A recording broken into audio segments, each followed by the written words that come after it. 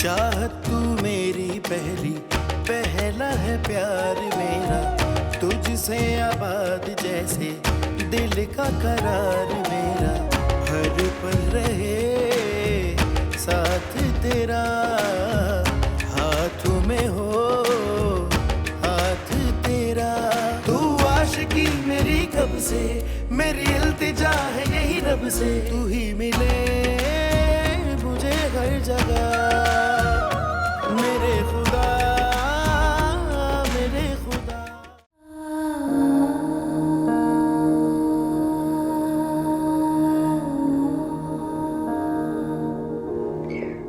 بیا دخترم، یکم سوپ بخور. ویدا دخترم یکم بخور. اشتها ندارم. چرا میخواین به زور بهم بدین؟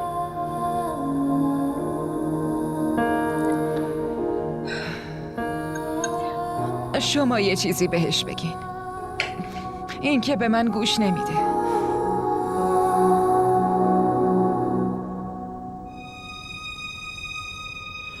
جاوید؟ نفهمیدم چیزی گفتی. دارم با شما حرف میزنم. شما پدر و دختر منو چی فرض کردی؟ یعنی من دل ندارم؟ منم از رفتن سایم همونقدر ناراحتم که شماها ناراحتین. چی فرضم کردین؟ که خیلی قویه؟ خداوند انسانو خیلی ناچیز آفریده. جلوی اون ما اصلا هیچی نیستیم. ببین ویدا، سایم عمرش همینقدر بوده دخترم. اون اجلش رسیده بوده دخترم. باید قبول کنیم که قرار نیست بیاد. آره دخترم، قبولش کن، اون هیچ وقت نمیاد. اون نمیتونه برگرده. سایم نمیتونه برگرده.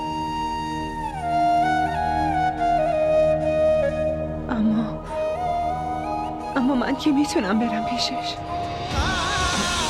چی؟ آره مامان، من که پیشش میتونم برم. من که میتونم برم پیشش. نه فیدا، تو چه شده فیدا؟ دخترم آروم بگیر. فیدا نمیشه. فیدا چی داری میگی دخترم؟ نمیتونم. بس کن ویدا، به خودت بیا دیگه. ضربه‌ای که بهت خورده از نسیمه که بیشتر نیست دختر. تو فکر کردی که بیشتر از من و فریح سایم و دوست داشتی آخه؟ عمو جون، سایم همینجوریش همه ناراحتی. بس کن. پس تو چرا بیشتر از همه ما ناراحت میشی؟ بگذارین داداش، بچه هست. ببین جاوید، همینجوریش به خاطر نسیمه خیلی نگرانم. از اون ورم فریحه، حال اونم که خودت میدونی، و منم دیگه توان ندارم که بخوام صبر و حوصله‌ای داشته باشم. مرد، یه کاری بکن، ویدا رو با خودت بردار ببر. آره با خودت ببر داداش سعید، ببرش. داداش سعید، چی دارین میگین؟ ویدا که هنوز... میدونم که ویدا تو عدشه، میدونم، اما شما که همین بالایین داداش. و تازه دختر میتونه تو خونه والدینش هم عده شوهر مرحومشو بگذرونه. هم این ناراحته هم ما ناراحتیم. از حرفم بد برداشت نکن برادر. چی دارین میگین داداش؟ داداش ببین، من فرصت کنم میام بالا پیشت، نگران نباش. بعد میشینیم و حرف میزنیم. الان ذهنم به هم ریخته است، اصلا نمیدونم چی میگم و دارم چی کار میکنم. ها؟ بس فعلا. داداش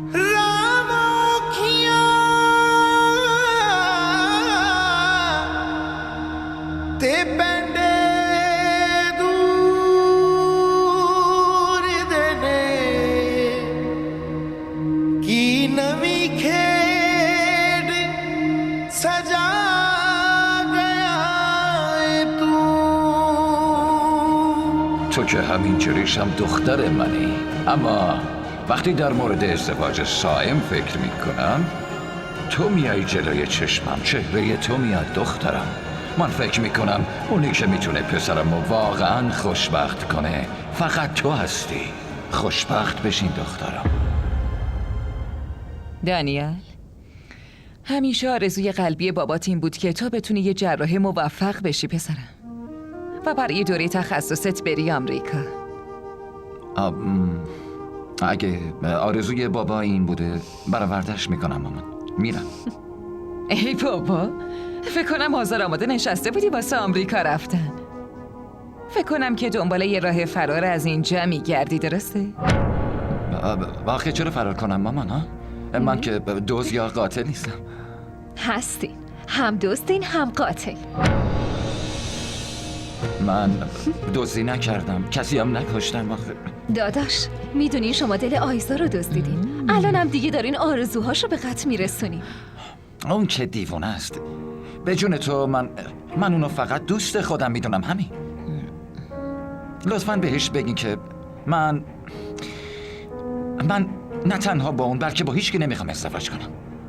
من واقعا از شما معذرت میخوام. من میخوام رو کارم تمرکز کنم، میخوام درسمو بخونم. داداش، آیزا خیلی دختر خوبیه. من و مامانم خیلی دوستش داریم. راستش نظرمون اینه که بیایم نامزدیتون رو بگیریم.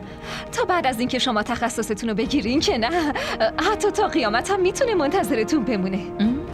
نه، من کسی رو پایبند نمی کنم. خواهش میکنم مامان تمومش کنید. این چه شده؟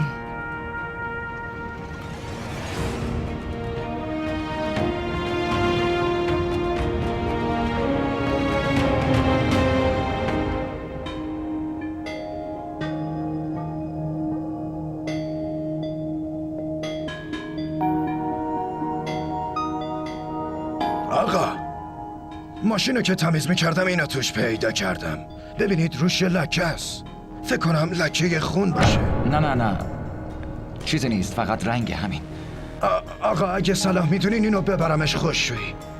نه خب نیازی نیست، خودم یه کاریش میکنم. شما برود بفرمایید. چشم آقا. به سلامت.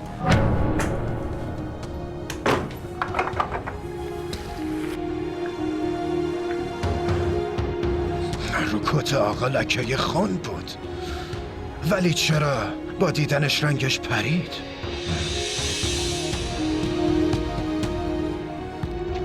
چی شده عمو رحیم؟ هیچی نیست دخترم، هیچی.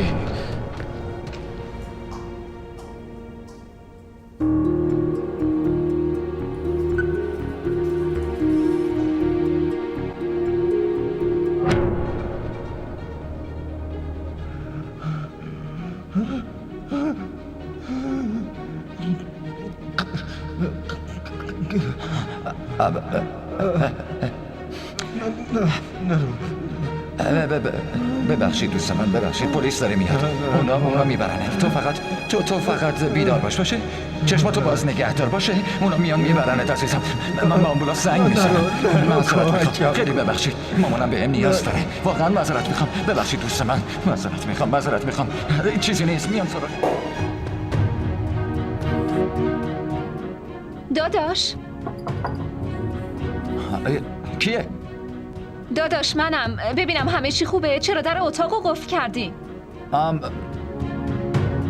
حالم خوب نیست، میخوام استراحت کنم. باشه؟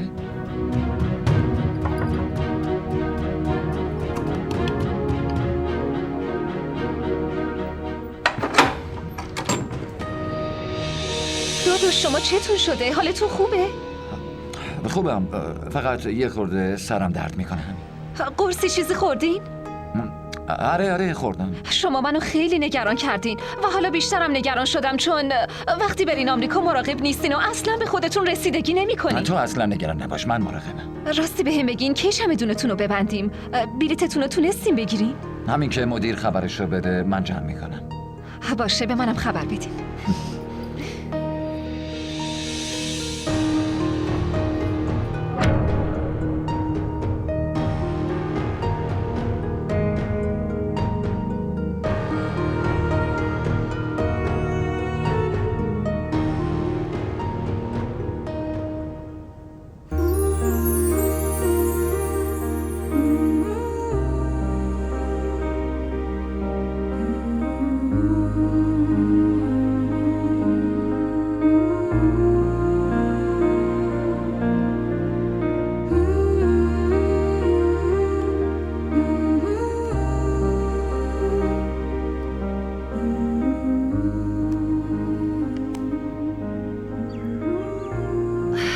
فقط بشین و نقاشی بکش. اونم تو رو ول میکنه و میره خارج. مامان راستش من بیکار بودم، گفتم یکم تمرین کنم، همین. با شهناز حرف زدم. اون گفت که دانیال رفته بلیت آمریکاشو بگیره. خب مامان اون که بدون خداحافظی نمیره. آیزا من در مورد خداحافظیش حرف نمیزنم، اما به هر حال اون باید قبل از رفتنش در مورد تو یه تصمیمی میگرفت. مامان شما چرا نگرانین؟ وقتی که دانیال از آمریکا بیاد همون جوری میشه که شما میخواین. و اگه از اونجا یکی رو به خودش آورد چی؟ مامان داداشم از انگلیس میاد و تخصصشو میگیره. مگه قراره اونم یکی رو با خودش بیاره؟ اون از هر لحظهش به من خبر میده. منم از اون بیخبر نیستم دخترم. خاله شهنازم از دانیال بیخبر نمیمونه، مطمئن باشین. مطمئنم دانیال بهشون همه چیو میگه. تازه اون به منم همه چیو میگه. مامان شما لطفا در مورد ما نگران نباشین. باشه آیزا، اگه تو این توهمات میخوای وقت تو هدر بدی پس هر کاری دوست داری انجام بده. اما دخترم من از طرف دانیال اصلاً مطمئن نیستم. شهناز تا وقتی که نیاد و به اسم دانیال حلقه رو دستتون نکنه من همین جور نگران میمونم. در ضمن من دیگه بیشتر صبر نمی کنم. وجیه چندین بار تو رو واسه سمیر خواستگاری کرده. مامان لطفاً، من بهتون گفتم همین که دانیال برگرده خاله شهناز باهاتون حرف میزنه. لطفاً هر بار اسم این سمیر رو پیش من تکرار نکنید.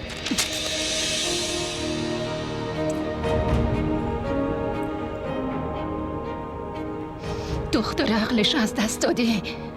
از بچگی همش دانیال قشنگ دیوونه‌اش شده.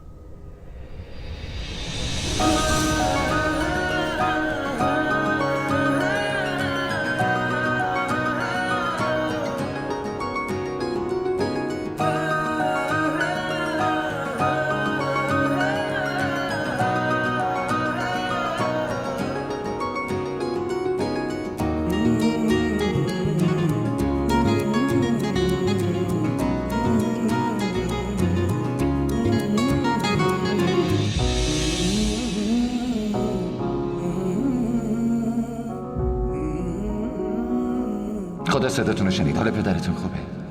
ایشالا چند روز دیگه مرخص میشه.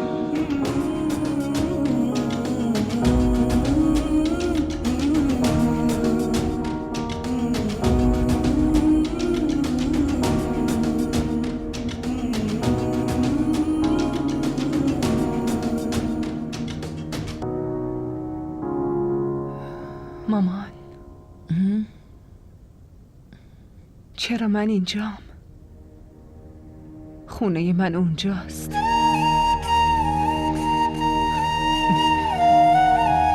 چند روز پیش من بمون تا ازت مراقبت کنم دخترم، تا زودتر خوب بشی باشه. من که خوبم، زنمو خوب نیست. اون ضربه دیده، غمگینه، ناراحته، ممکنه کمک بخواد. من باید پیش اون باشم. باید مواظبش باشم. سایم چقدر زنم رو دوست داشت. الان منم باید همونقدر زنم رو دوست داشته باشم. ویدا دخترم، دور و بر زن دادا شدم زیاده. اونا مواظبش هستن. ولی دکتر تو گفته که استراحت کنی و تو فقط باید استراحت کنی. خوابم آرامشم همه چیزم و سایم با خودش برد. همه چیزم.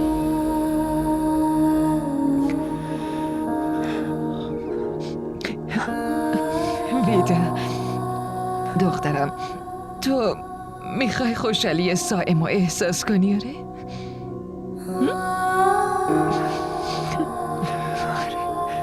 بس پاشو وضو بگیر و براش قرآن بخون. واسه سائم طلب آمرزش کن. براش دعا کن دخترم، اینجوری خوشحال میشه. عزیزم.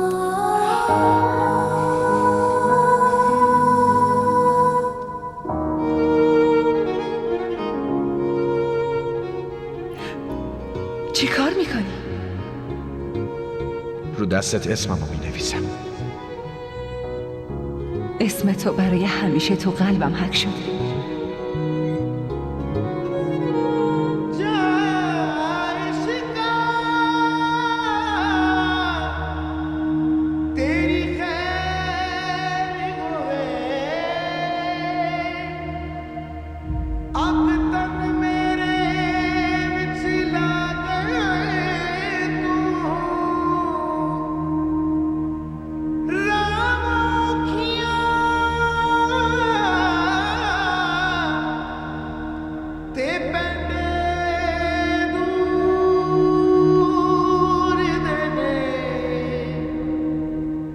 نسیمه؟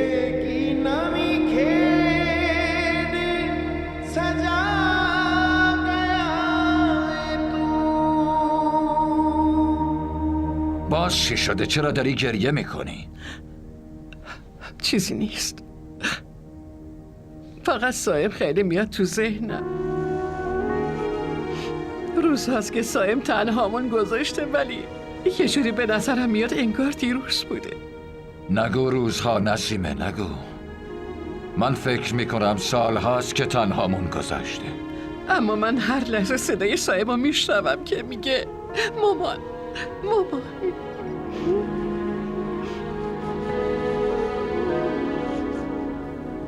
سلام علیکم. و علیکم السلام. چطور این زن داداش؟ سعید آقا، منو ببرین تو اتاقم. خیلی خوب. زن داداش، شما که خیلی ضعیف شدید. اون مادره که تنها پسرش تو اوج جوونیش مادرش رو تنها بذاره و بره، اون مادر چطور میتونه قوی باشه داداش جان؟ منو خوب ببینی، یه مرده متحرکم، فقط دارم نفس میکشم. خدا بهتون صبر و حوصله بده. میتونم غمتون رو درک کنم. ببخشید داداش جان، ولی اونی که غم دار باشه میتونه درک کنه و با دیدن کسی که این غم به خاطرش به وجود اومده غم بیشتر و بیشتر میشه و زخم آدم تازه تر. ویدا حالش چطوره؟ ویدا هم خوب نیست داداش. یا خدا. سعید آقا منو ببرید اتاقم، سرم گیج میره. خیلی خوب، بیا حالم خیلی خوب نیست. بیا.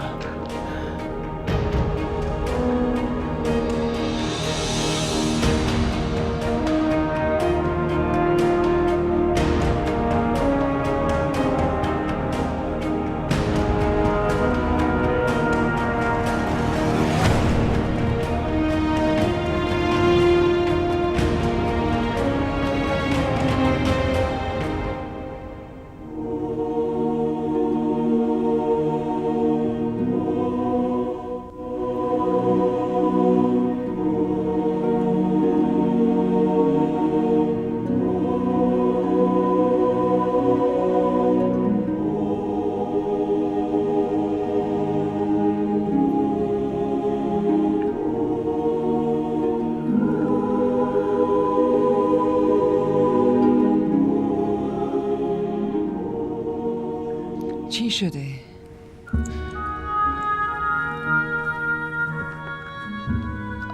شما حالتون خوبه؟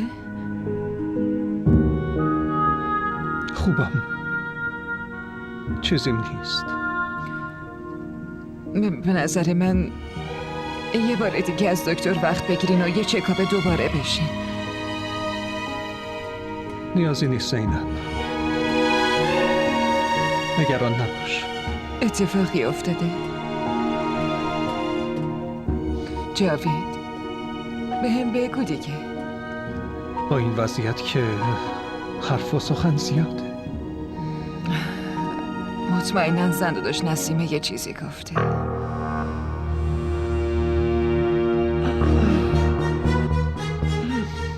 من از اولش هم گفتم که زنده داشت نسیمه از این ازدواج خوشحال نیست. اون هیچ وقت نمیخواست که ویدا عروسش بشه. تو تقدیر آدم هرچی باشه همون میشه. و تو تقدیر دخترمونم اینو نوشتن. دیگه تحمل و حوصله این رفتار نسیمه رو ندارم.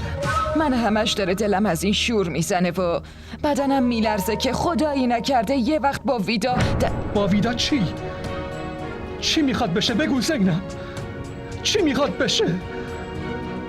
با اتفاقی که افتاده از اون بزرگتر دیگه چیه؟ من هر کاری که بتونم براش میکنم زینب، اما نمیتونم تقدیر رو عوض کنم.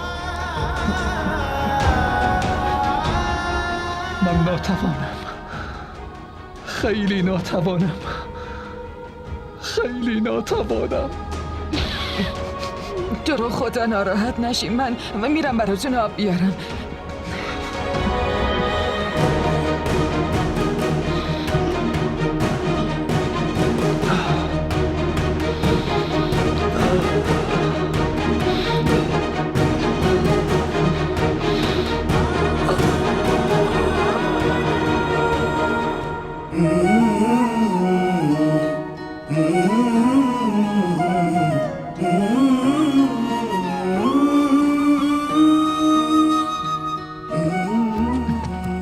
آرومتر مامان، آرومتر. شما خیلی عجیبین. مگه من بچه‌ام که میخواین برسونیمم فرودگاه، اونم با این حالتون؟ هی بابا، من که قرار نیست تو رو تا خود آمریکا برسونم پسرم. فقط تا فرودگاه باهات میام. اما فرودگاه هم از اینجا خیلی دوره. شما خسته میشین ها. داداش شما که میدونی تا وقتی که مامان با چشمای خودش نبینه که شما رفتین اصلا نمیتونه آروم بگیره. شما اصلا نگران نباشین، من حواسم بهشون هست. خوبه. بریم. آقا دانیال، لطفاً زود برگردین. اینجا بدون شما اصلا هیچ صفایی نداره. چشم، حتما زود میام. به سلامت. بریم. به سلامت. مامان به فراز زنگ بزنین. اون دیگه نمیتونم تحمل کنم. بریم بیمارستان. دخترم به فراز زنگ زدم. تو راه اینجاست. الان میاد. یه خورده منتظر باش. چی؟ دوباره بهش زنگ بزنین. میخوان من بمیرم. عزیز دلم. آبجی فریح خوبی؟ بهش بگین از اینجا بره. ببین ویدا، باید از اینجا بری. حتی نمیتونم سایتم تحمل کنم. الان که اون اینجا نیست که بخوای به بهونش همش اینجا پلاس باشی. برو خونت بشین. دیگه اینجا میای چی کار کنی؟ زنم اومدم حالتون رو بپرسم. خیلی ممنونم خانم. حال من خیلی هم خوبه. من خوبم، زندم و روبروتم. حالا برو. ویدا لطفاً الان از اینجا برو. یه وقت نحسیت منو نگیره. بچم به خاطر چیزیش نشه. زبونتو گاز بگیر دخترم رحمت خدا رو کسی نمیگیره. انشالله تو با آغوش پر دوباره به خونت برمیگردی و خدا هیچ کس توی این دنیا بدشگون نیافریده. بعضیا بدشگونن، چرا نباشن؟ شما ندیدین؟ مثلا دخترتون به خاطر نحسیش داداشم مرد. من بدشگون نیستم زنمو. من دعا کردم با سائم زنده بمونم یا بمیرم. من دعا کرده بودم که عمر منم بهش اضافه بشه. آبجی فریه، من نحس نیستم، بهم اعتماد کنی. من کاری نکردم مامان. تو دعاهات بریم به درک. چی فکر کردی؟ که 4 روز عزاداری میکنی؟ عدتم تموم میشه و دوباره به فکر ازدواج با یکی دیگه میافتی؟ یه آدم و زندگی جدید؟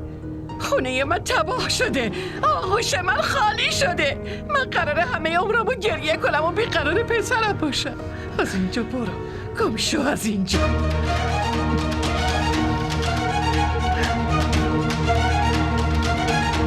تو رو به خدا زینب، دختری نحس تو ببر. میخواد دخترمم بکشه. نمیبینی فریه چه حالی داره؟ اینو ببر، التماست میکنم ببرش. بریم طبقه بالا. بیا بریم دخترم، بیا. مامان فریه دخترم، چی شده؟ چی شده؟ فریه دخترم، خدایا دخترم چه شد؟ فریه عزیزم چشتو باز کن، چشماتو باز کن فریه، بیدار شو.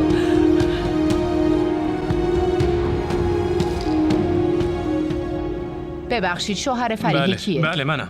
خیلی خوب، لطفاً هر چه زودتر اینجا رو برام امضا کن. این چیه؟ حال خانم ایشون خیلی وخیمه، واسه همین باید عملش کنیم. خانمم حالش خوبه نه؟ حال مادر و بچه متاسفانه خیلی وخیمه. چی؟ ما تمام تلاشمون رو میکنیم تا یکیشون رو نجات خدایا بدیم. خیر باشه. خیر باشه. چطور میتونه خیر باشه؟ نحسی ویدا که خونه منو گرفته، دیگه خیری تو کار نیست. نسیمه آرومتر حرف بزن، اینجا بیمارستانه. ببینین، با حرف زدن وقت رو تلف نکنین. نمیتونی منتظر باشیم امضا کنین. اینجا و اینجا.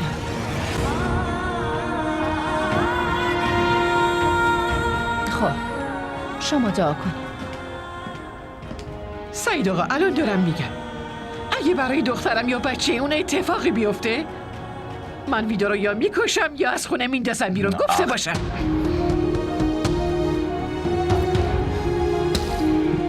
اینجا بیمارستان زن.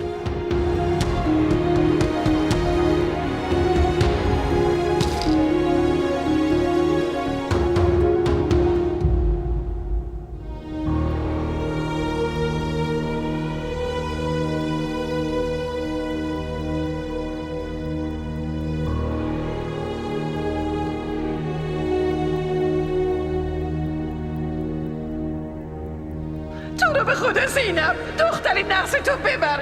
میخواد دخترمم بکشه. نمیبینی فریه چه حالی داره؟ اینو ببر، التماست میکنم ببرش.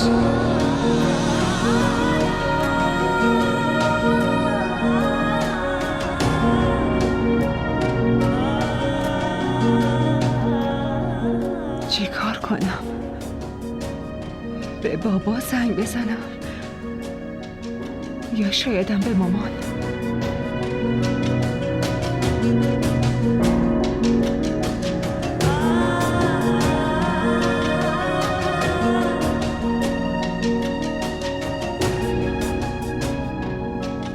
چرا مامان جواب نمیده؟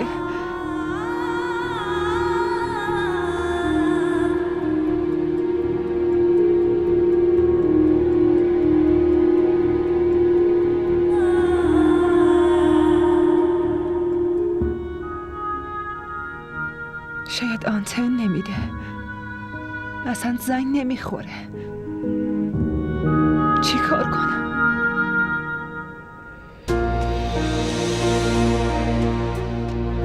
خدایا چقدر دیر شد. چرا هیچکی درباره دخترم چیزی نمیگه؟ سعید، چرا کسی چیزی نمیگه که حالش چطوره؟ انشالله همه چی خوب میشه، فقط دعا کن زن. دلم داره شور میزنه. حس میکنم انگار فریه حالش خوب نیست. شما برین از یکی بپرسین. آخه از کی بپرسیم؟ اینجا که هیچ کس نیست، داره عمل میشه دیگه. هر خبری بشه مطمئناً به ما اطلاع بده. خدایا لطفا کمک کن. خدایا عزیزم، دلم چرا داره شور میزنه.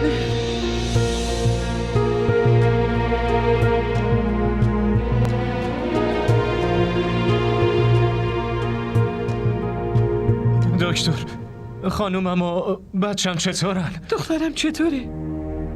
خانم دکتر، دخترم خوبه مگه نه؟ متاسفم. فقط تونستیم خانومتون رو نجات بدیم. خیلی تلاش کردیم ولی پسرتون زنده نموند. متاسفم.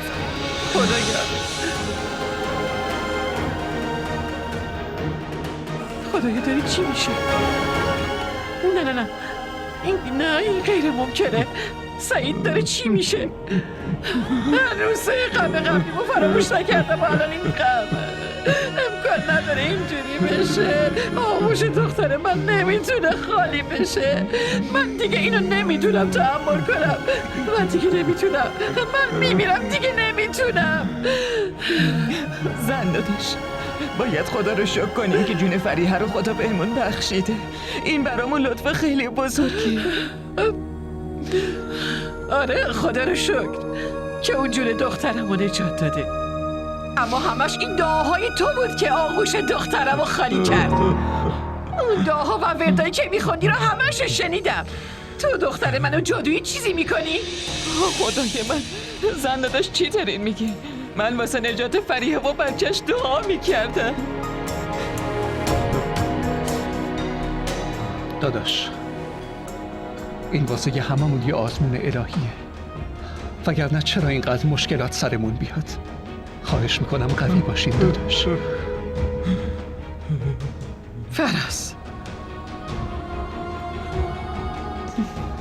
پسرم هرچی رضای خداست. ما نمیتونیم کاری کنیم. این حکمت خداست.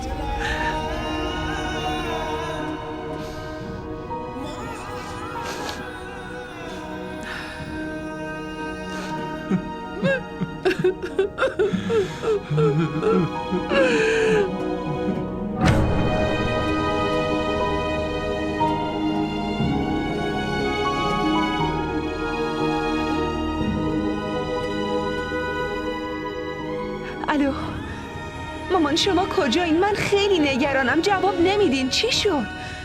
چرا بهم خبر ندادی؟ دخترم اوضاع خوب نیست. خب فریحه که خوبه ولی پسرش. چی؟ آبجی فریحه پسردار شده؟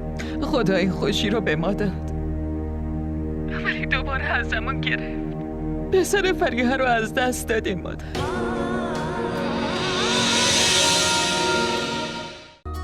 चाहत तू मेरी पहला है प्यार मेरा, तुझसे आबाद जैसे दिल का करार मेरा, हर पल रहे साथ तेरा, हाथों में हो हाथ तेरा।